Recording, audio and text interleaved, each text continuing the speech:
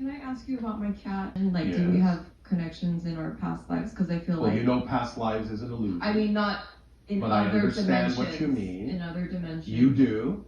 Most of you have connections with animals in other dimensions. She's very evolved. I feel like she's more evolved than. All the animals are more evolved than you all are. Well, no, I'm saying more evolved than other animals.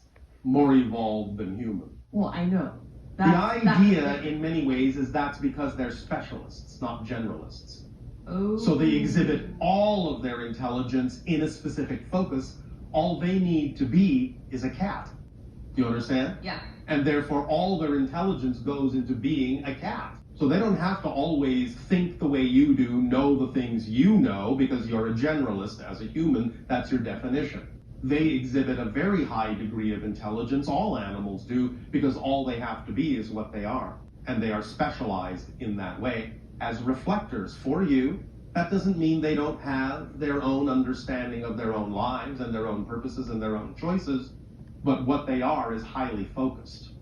And therefore they exhibit all of their intelligence in that expression, and they don't need to generalize it.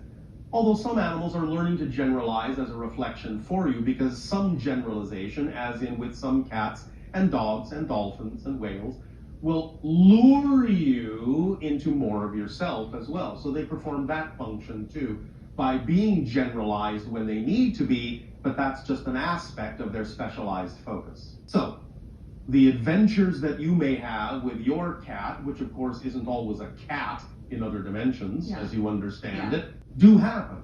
You go on many adventures with your animals in other dimensions, and they take on many other forms in other dimensions that may not even really be what you would recognize as an animal.